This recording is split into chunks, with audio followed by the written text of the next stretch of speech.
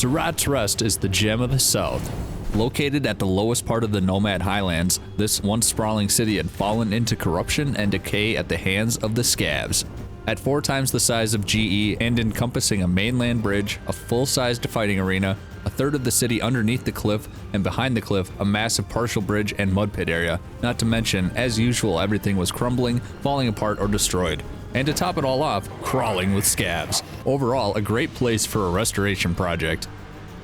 After the massive success of the restoration of Glenwood's End, the search began for the next spot to restore. A number of locations were scouted, but ultimately, I decided that the Gem of the South would be the candidate. What's going on, everybody? Sharpie360 here, and today we're going on the journey of Surats Rest, reclaimed and rebuilt. And if you find this project neat, consider leaving a like, comment your favorite area, and possibly subscribe, and I would greatly appreciate it. Also, check out the memberships if you want to support future projects like this. And shout out to the channel members. Alright, enough talk, let's jump into it. Enshrouded has some really cool towns, villages, and other various points of interest across the lands of Embervale, and picking one of these locations can be the hardest part. I wanted to move away from the greenery of the Springlands and Revelwood for this project, so scouting the Nomad Highlands and Kindle Wastes began. I shortly narrowed down the choices to Brittlebrush and the Sun Temple there, East Lapis, housing the Scav stronghold Ocean's Heart, and finally Surats Rest, a nomad city to the south, sitting solitarily in the heart of a massive rock formation. One of the main set pieces I wanted to have included in this project was a bridge of some sort. Surats Rest had 2. The main Landfall Bridge, going back and forth from the city to the mainland, and the East Bridgeway, this more so a parkour course and a monument to Surat. Bringing into consideration the types of materials this city was built with also took part, and thankfully the majority of the buildings used a combination of common limestone, refined wood, and stone shingle block, with a few exceptions throughout. Areas like the arena and a singular hut in the Lowertown used blocks like refined shroud wood and brick shingle blocks. Another element factored into choosing a location was the overall amount of existing damage, debris, and destruction that would need to be repaired and rebuilt. Surats Rest was through and through one of the best candidates. So with the city's fate now sealed, it was time to get started on the first phase of the restoration, reclaiming the Limestone Island. With the larger size of the city and a higher level area of Embervale brought more scavs and at higher levels than what we saw at GE. Clearing out the first area proved easy enough all the same, and soon the first flame altar was dropped into place. Yes, first area and first flame altar. With the maximum build area of a fully leveled flame altar still only being 160 by 160 by 160, fully encompassing the entire city was not gonna happen. So the next task was figuring out how many flame altars I would need to cover the entire area. I captured a couple of screenshots of the map over Glenwood's End and Surats Rest respectively, and pulled those into Photoshop to trace the rough boundary line for the flame altar in Glenwood's End to give me an idea of how big it was. Using that outline, I was able to mock up the ideal placement locations for the additional flame altars. To cover the entire city and also include the Landfall Bridge, it would take 4 fully leveled flame altars. We only get 8 flame altars right now, so some sacrifices needed to be made. Shortly then after, the remaining scavs were cleared out. This included the scavenger matron boss in the arena as well. And with the threats now all eliminated, the remaining flame altars could be placed and leveled up.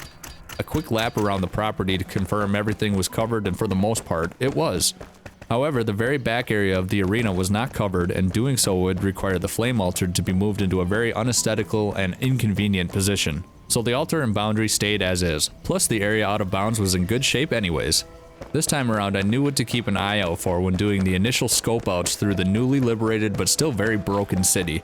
Looking at the buildings and their designs, patterns, and materials, one thing was apparent. The architectural style featured a lot more open-air buildings. Most of the buildings were flat-topped and had little to no roof whatsoever. The walls of the city and the bridges themselves also had their own style to adhere to as well. This was going to be a lot different than what I was accustomed to with Glenwood's End. A nice change of pace. Phase 2 began next and consisted of rebuilding the city. Knowing that keeping track of this project would be a nightmare if I just went at things willy-nilly, I established a plan of attack.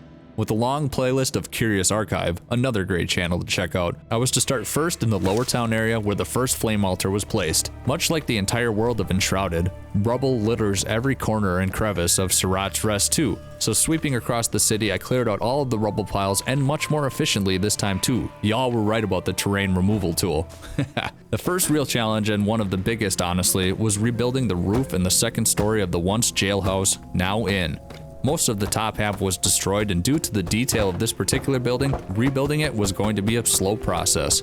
Not only taking care to recreate the outside, but the inside too, and make it semi-traversable was quite the mission to start with. But after a little while of trial and error, the task was complete and looking picture perfect.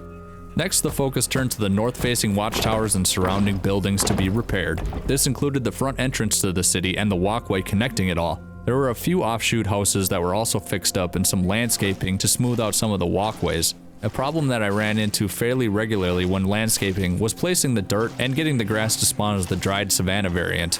It would only spawn as the green grass like in the springlands. This wouldn't work because the fresh green was too out of place, and letting time pass to let the grass dry out didn't work either. One of the users in the Enshrouded Discord suggested using the rake to get the grass changed, but I didn't have much luck doing so and was only able to drag dried grass patches outwards. Not a huge deal, but would have been nice to just have the correct grass spawn. Once the Lowertown area had been repaired to an acceptable state, I started moving upwards further into the city. This area included the tavern, residential housing, some storerooms and former crafting area, common area, and more. This is where I started getting more into the buildings with flat, open-air roofs and walls, which on one hand made my job a little easier, but on the other hand, with half or more of these buildings' second and sometimes third stories all but crumbled away, how the roofs and walls originally looked could have been anybody's guess. So I did my best to recreate the ones missing with the influence from the structures still intact. Some minor modifications to the layout, walls, and roofs were needed here and there to make things a bit more cohesive, and more than a couple stair sets were needing to be repaired or rebuilt again. I also went about adding a few more doors and windows in some key areas as well. Littered throughout Surats Rest were the scraps and spikes of the scavs takeover, so that mess was all cleaned up, and some of their structures I retrofitted into the renewed build. I decided to leave the scav encampment fairly intact up on the hill overlooking Lowertown, sort of a historical monument to the city's history. Making some steady progress in the two main areas so far, it was now time to switch focus to the main entry point of the city, the Landfall Bridge. This massive bridge was in decent shape, all things considered. The majority of the damage was in centralized areas as if explosions had gone off. The sidewalls and the underarches were difficult to repair due to needing to get under the bridge for a lot of it. Because Enshrouded is awesome and you can just place blocks floating in the air, I built a handful of floating catwalks to work from, giving me much easier access to the aforementioned problem areas. Some final touches on the bridge spires and the bridge was fully repaired and rebuilt, and looking quite badass if I might say so. Another of the deciding features of this location was the part of the town that extended underneath the limestone formation itself. This area included some housing, a few decent-sized storerooms, and a massive 3-story warehouse. The central gathering area is where one of the flame altars got placed as well. Although this end of town wasn't all that large and could have fit inside the boundaries from the altars in Lowertown and the outside of the arena, it needed its own altar because there are stairs up and down leading to the east-facing bridge and wall. This bridge did not extend to land, however it held a watchtower and the entire structure was a parkour climb course. The bridge and its surrounding supports and structures were in very bad shape. Not only was the top side basically leveled flat, the sides and arches of this bridge were in much worse shape than what I had just got done fixing in the Landfall Bridge. This task was proving to be the biggest yet. Construction catwalks were once again in order and many more were needed this time around. The one arch needed to be completely rebuilt and I wanted to make sure it was in line and identical to its neighboring arch. This meant taking my time and carefully piecing each layer together to ensure a uniform end result, and it was well worth the effort. I even ended up keeping one side hollow as a sort of hidden area. And this was only half of the job, as the pillar work on the top side of the bridge was due to be completely rebuilt as well. This was much easier than working underneath the bridge. And before too much longer, the final blocks were placed and the back bridge area was returned back to its architectural glory once again. The restoration was going great. Some of the large set pieces were finished and looking mint, but I wasn't done yet, not even close. So next I moved over to the final main parts of the town, the fighting arena and the Tower of Surats.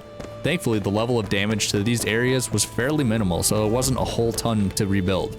This is going to see a lot of single block repair work though, and this is where some of the shroud wood and other lesser used blocks were needed. The arena required some cleanup from the fallen fighters and scav debris, and the tower was made more accessible and spruced up. The courtyard of the tower would also see a complete facelift of the limestone pavers to a cool ornate pattern of no discernible meaning during the third and final phase of this project. This restoration required quite a bit more block than what was needed to restore Glenwood's End. Over 80,000 blocks tallied up across the limestone, refined and shroud wood, and stone shingles. A good chunk of time was spent harvesting raw materials for block, furniture, and decor pieces. Luckily, a quick source of already made limestone block was directly below me. When I was working on the back bridge and landscape area, I found a small hidden door near the base of some stairs, and instantly I was inspired to take this build a step further. I built out an underground tunnel network across the entire city, starting at this hidden door and connecting key buildings together. Surprisingly, there was an absolute metric ton of blocks under all the buildings, almost alluding to how the devs put these towns together. This made constructing tunnels quite easy, and this ended up providing a ton of those pre-made limestone blocks I just mentioned. The buildings that these tunnels would connect are key points like the tower, the Lowertown pub, the shipwright area, the storeroom area, the Uptown Inn, and the arena all connect well under the city. After many hours of reconstruction, the restoration of Surats Rest was now moving into its third and final phase. Up until this point, I have left almost everything that wasn't scav debris intact and alone. The first thing that was desperately needed was lighting.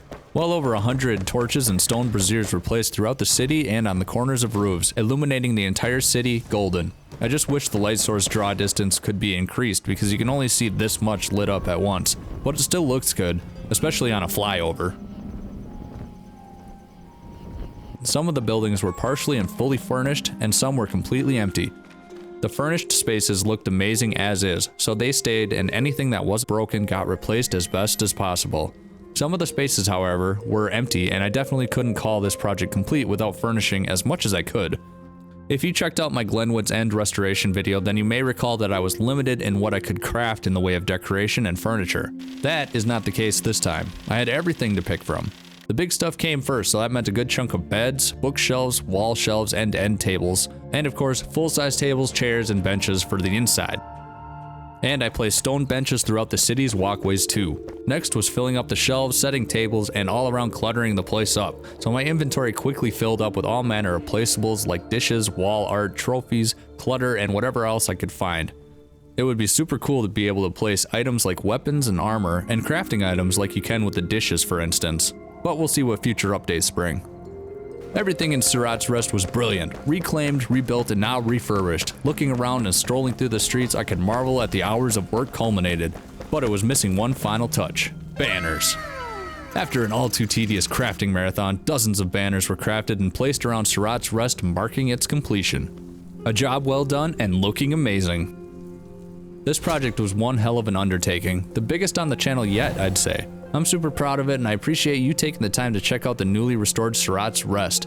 I'm also releasing a full tour of the build which will show everything more cohesively, so go check that out if you want to see more. Also, I will have a link in the description to download the save file for this world, so if you want to check out Surats Rest and Glenwood's End for yourself, you can. Awesome, well that about wraps things up for this video and restoration project. Thank you so much for watching. Comment below on what your favorite part of the restoration was. If you haven't seen the Glenwood's End restoration, definitely go check that out after this video. Surats Rest was a blast, and I cannot wait to find my next location to reclaim and rebuild. If you found this video entertaining at all, consider leaving a like and possibly subscribing, and I'd be very grateful to you. I have memberships available if you want to support the channel further, and projects like this get exclusive members updates before anyone else knows about them. Neat, huh? And as always, a major thank you to the channel members for the support. If you're watching over here on Rumble, you rock, so smash that like and follow button. Alright, that's gonna do it for this one. Thanks again for watching, and until next time, sharp out.